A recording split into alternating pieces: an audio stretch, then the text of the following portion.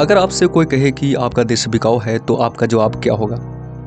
लेकिन जब यही बात अमेरिका का राष्ट्रपति यूरोप से कहे तो नतीजा क्या We होगा? need Greenland for आज इस national पर एक security. ऐसा बयान है जिसके बाद पूरी यूरोपीय संसद सन्ने रह गई। वीडियो के अंत तक बने रहिए क्योंकि आखिरी बात अमेरिका के लिए सबसे ज़्यादा खतरनाक होने वाली है।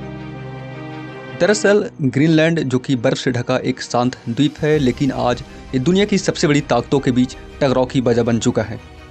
अमेरिकी राष्ट्रपति डोनाल्ड ट्रंप लगातार कह रहे हैं कि ग्रीनलैंड पर अमेरिका का कंट्रोल होना चाहिए।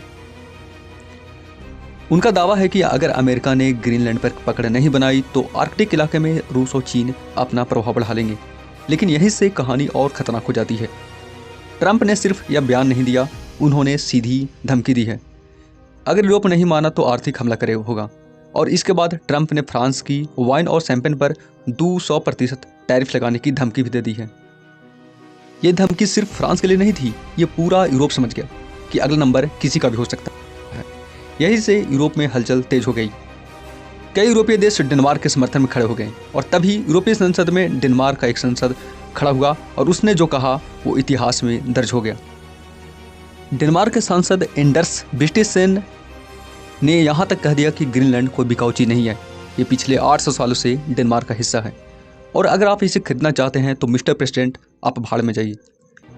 इस एक लाइन के बाद पूरी संसद में सन्नाटा छा गया। हालांकि बाद में यूरोपीय संसद के उपाध्यक्ष ने कहा कि इस तरह की भाषा संसदीय नियमों के खिलाफ है।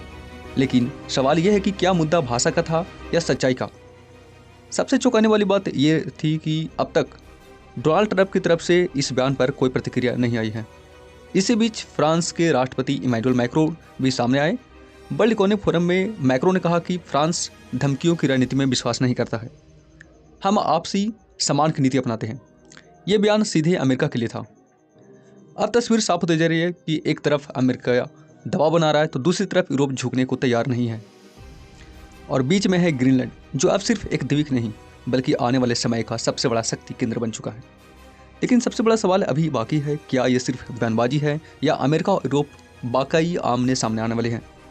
इतिहास गवाह है कि जब ताकत और सम्मान टकराते हैं तो सिर्फ बयान नहीं बदलती, दुनिया की दिशा भी बदल जाती है। अब आपकी राय क्या है? क्या अमेरिका सही है या डेनमार्क का भी जवाब देना जरूरी था? कमेंट में जरूर लिखिएगा और चैनल को सब्सक्राइब जरूर कर लीजिए।